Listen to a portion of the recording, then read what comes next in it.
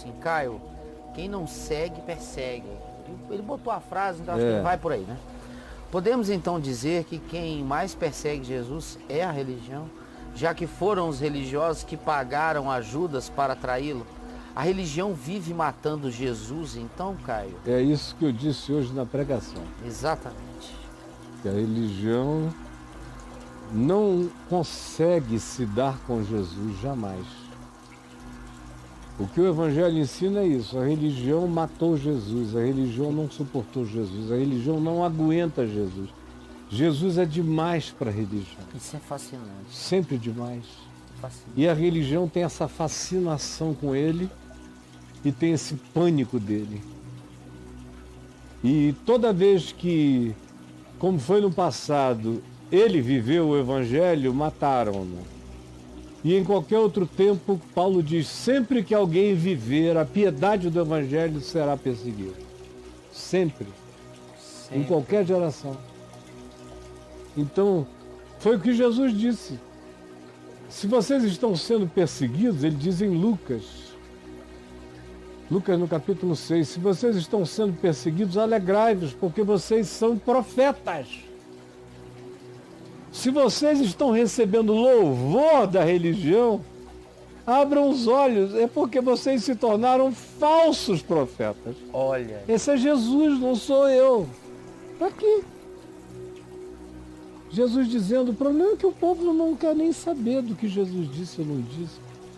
O que qualquer pastor ou padre gritar em algum lugar, eles vão achar que é evangelho, e não é a palavra de Deus necessariamente. Hoje em dia, na maioria das vezes, não é. Esse povo não conhece nem a Escritura e muito menos ainda conhece o poder de Deus. E Jesus diz aqui para nós, desculpa, eu estava lendo em Marcos, e de fato eu estou buscando Lucas nessa minha Bíblia toda desfolhada. Deixa eu ir para Lucas, aonde, olha só como a bichinha está desfolhada, e eu estou decidindo aposentá-la, mas não consertá-la. Porque senão vai chegar gente aqui que vai botar página nova, e aí eu vou perder todo o relicário de história, isso é quase um diário da minha vida espiritual.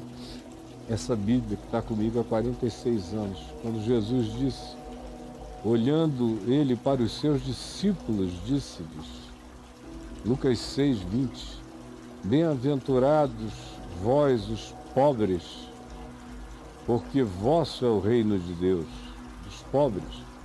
Isso aqui é a teologia da libertação, fica louca com isso aqui.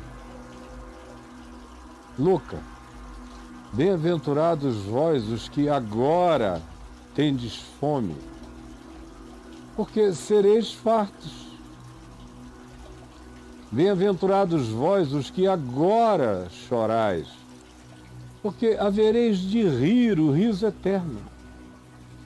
Bem-aventurados sois quando os homens vos odiarem e quando vos expulsarem da sua congregação, vos injuriarem perante o povo e rejeitarem o vosso nome como indigno por causa do Evangelho, por causa do Filho do Homem, por causa da obediência à minha palavra. Regozijai-vos naquele dia, exultai, porque grande é o vosso galardão no céu, pois dessa forma procederam seus pais com os profetas.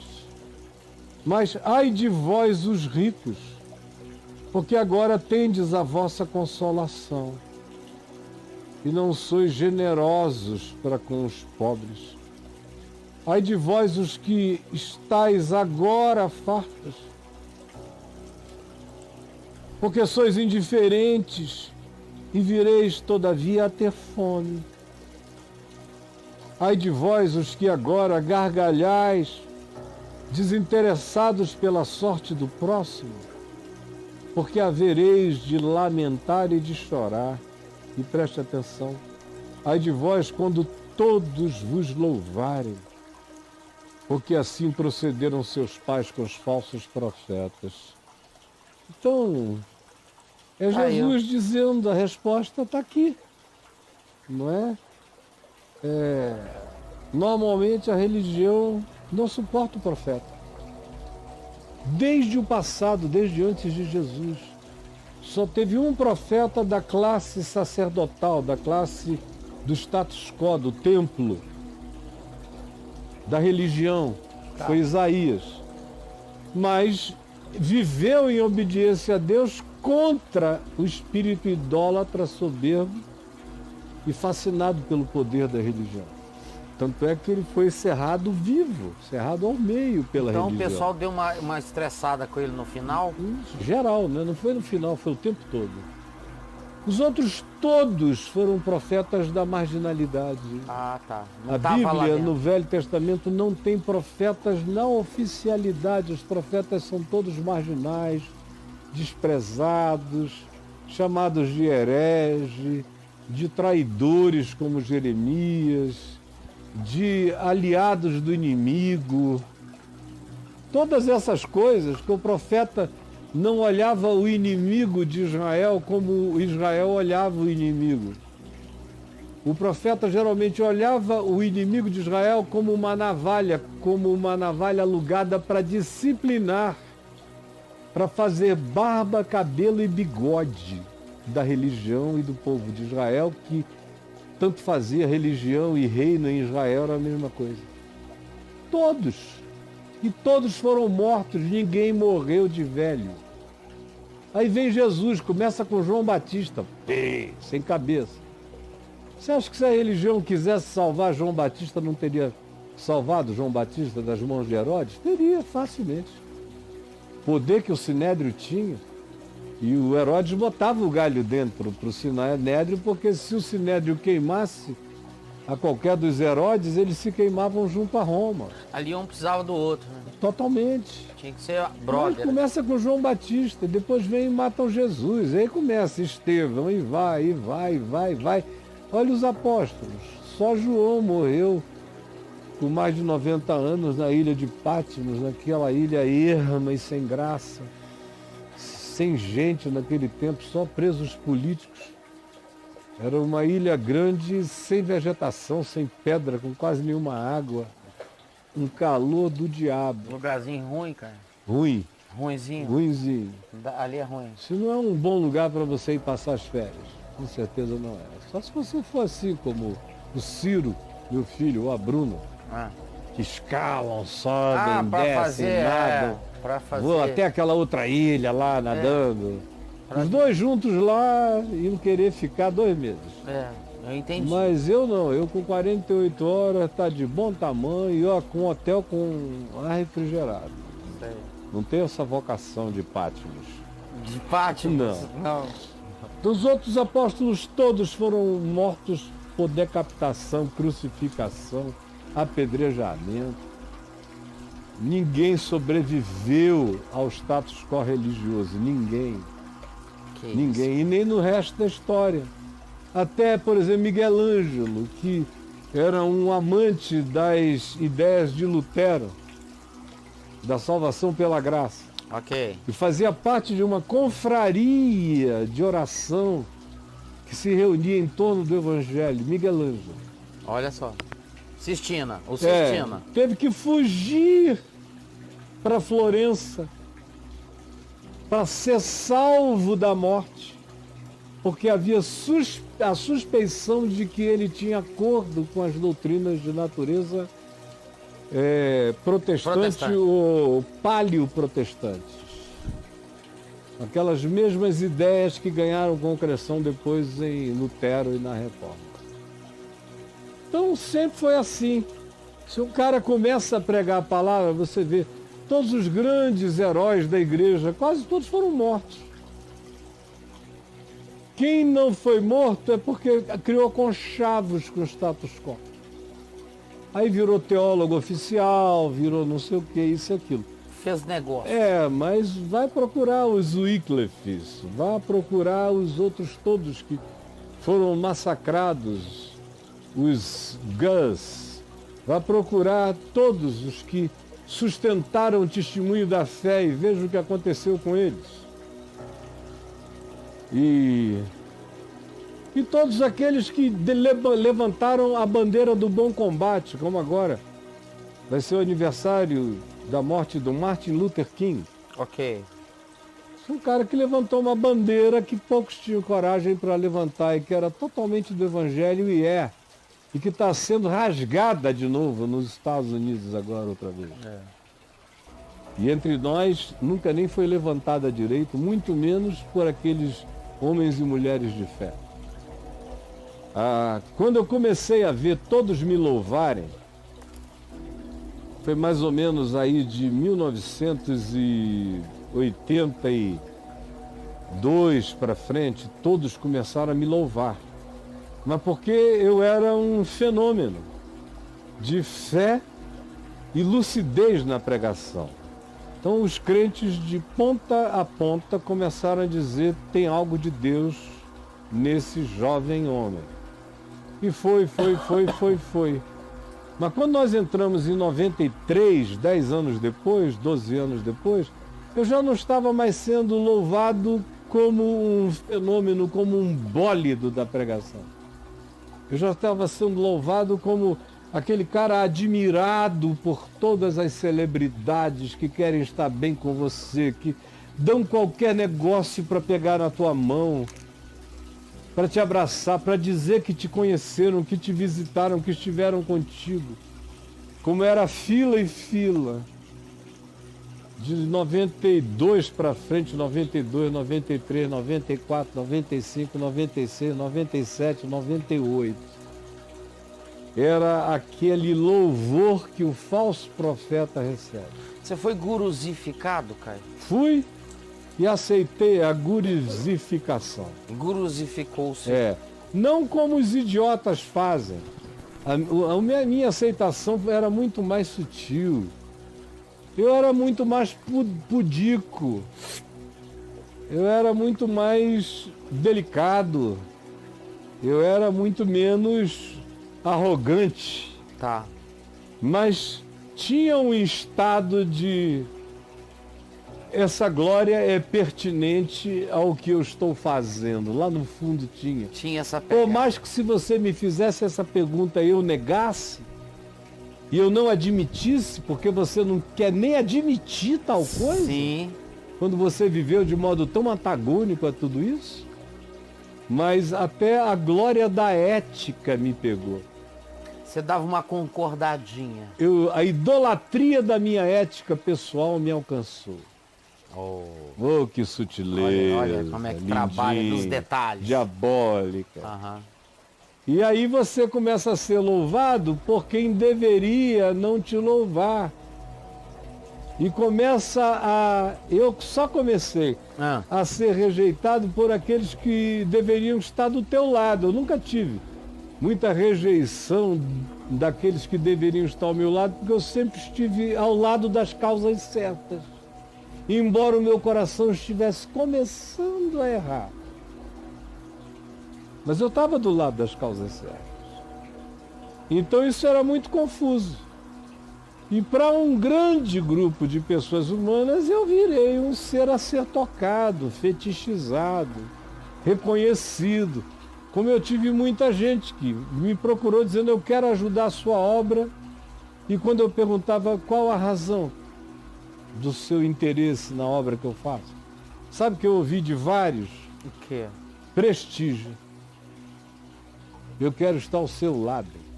Tinha gente que dizia assim: eu quero aparecer ao seu lado. Eu estou dando como um lá que deu 3 milhões de dólares. Eu falei: por que o senhor está fazendo isso? E ele me disse: porque eu quero o seu prestígio. Eu quero dizer que eu lhe ajudei. Eu quero estar ao seu lado. Caraca. E aí o teu coração, por mais firme que esteja, é pura vaidade, começa a se inclinar na direção da mentira e do engano. Suave, sutil e piedosamente, sem que você perceba. De levinho. Só estou falando de um cara que olhava para dentro de dia e de noite, que procurava não sucumbir a isso. Imagina quem não está nem aí, cara. Que é mais ou menos todo mundo. Não estão nem aí para isso. Os caras estão recebendo injeção, hormônio de Satanás todo dia. Cara. Intravenal. Para virarem aqueles frangos bem engordados pelo inferno, para serem comidos na data certa. Porque o diabo faz isso, ele te ceva até comer no Natal do Hades. No Natal do Hades. Hades Christmas. Hades Christmas. Caio Fábio. Uhum. E você hoje sente resquícios de enguruzamento na sua pegada? Não, sempre tem gente, mas é que eu... Como é que tá a sua relação? Eu nasci há 10 mil anos atrás. Se eu não aprendesse, meu amigo, a sua pegada hoje de enguruzamento. Pouca gente foi tão glorificada, porque eu era amado e glorificado. Eu estava ali em pé de igualdade com Paulo e outras coisas naquelas gerações que se acumularam. Então, graças a Deus que permitiu que o ano de 98 me visitasse para eu ser salvo daquilo que com toda sutileza poderia se transformar na minha destruição total. Eu vejo como graça de Deus.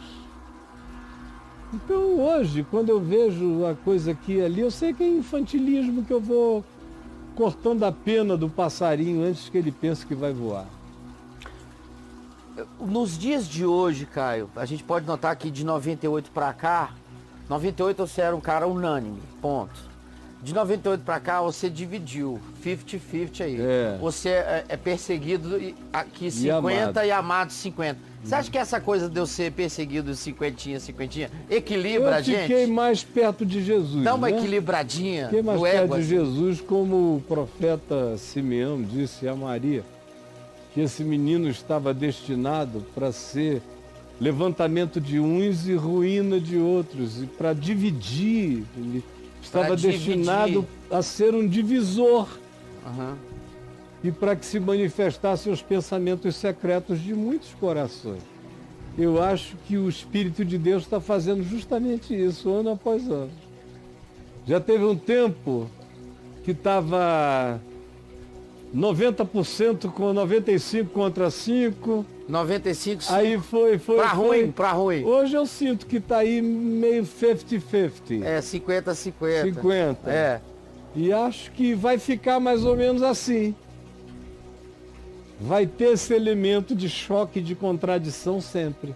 Mas, Caio, sabe que eu tenho, assim, divisão de ibope do Caio Fábio na minha cabeça? É o seguinte, 40 odeia, entendeu? 40 ama, e 20 é voto em branco, é o Caio Fábio escondido. Escondido. É o pessoal não opinou, não quis dizer, não falou nada, e não opinaram. Que tem aquele pessoalzinho ali que tá sempre lá para baixo. Mas tem pouca gente... 20 de 100 assim.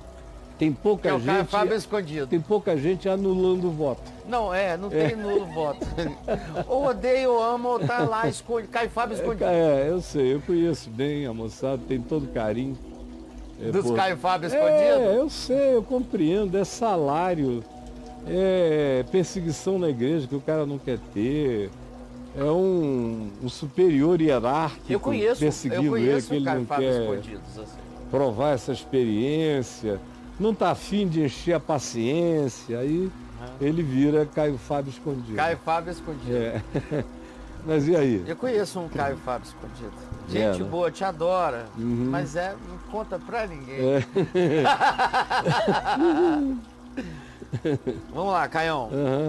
Por que outra aqui que escreveu pra gente? Por que o evangelho... Só um parêntese. Sim, tem gente que me diz que me ouve escondido da esposa. Isso é muito bom, cara. Porque não quer que o padrão seja levantado demais na cabeça da mulher. A mulher às vezes diz, você tá aí ouvindo Caio Fábio, não aprende nada. Aí o cara me ouve escondido para a mulher dele não cobrar dele nenhuma atitude melhorada. Entendi.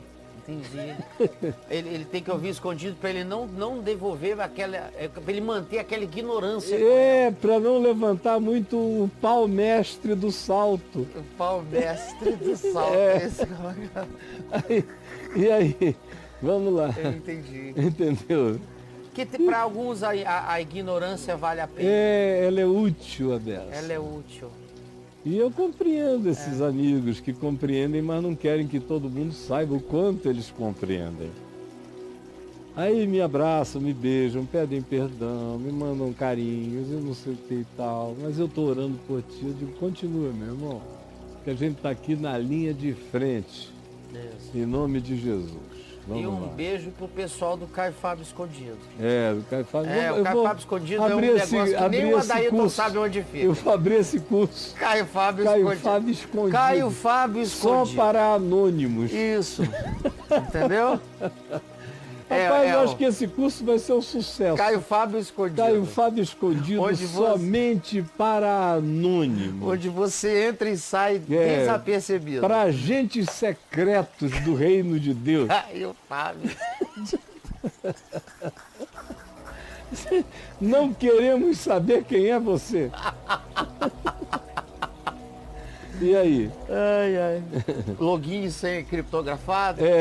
Tudo. Ninguém vê. Tudo. Não tem e-mail, porque senão te mostra quem você é. Tem que fazer um jeito, ou daí tem que inventar um cadastro. Um cadastro? É binário, é 01010001. Cada um tem um número. Mas Dailton arranja Ele dá um seu meio jeito de credenciar os manter anônimos. o cara escondido. No anonimato. A gente pode pedir uma ajuda para aquele, como é o nome do rapaz, do Wikileaks, o Assange, não é? De criptografia, de coisas assim. Isso. Como é que chama aquela internet? Deep Web. Deep o Caio Web. Fábio Escondido, ele tem que ser acontece na Deep Web. Aquela internet lá, o Hades da internet. A internet do underground. Exatamente. O Caio Fábio Escondido é na Deep Web. Isso. Só quem conhece sabe que pode entrar lá.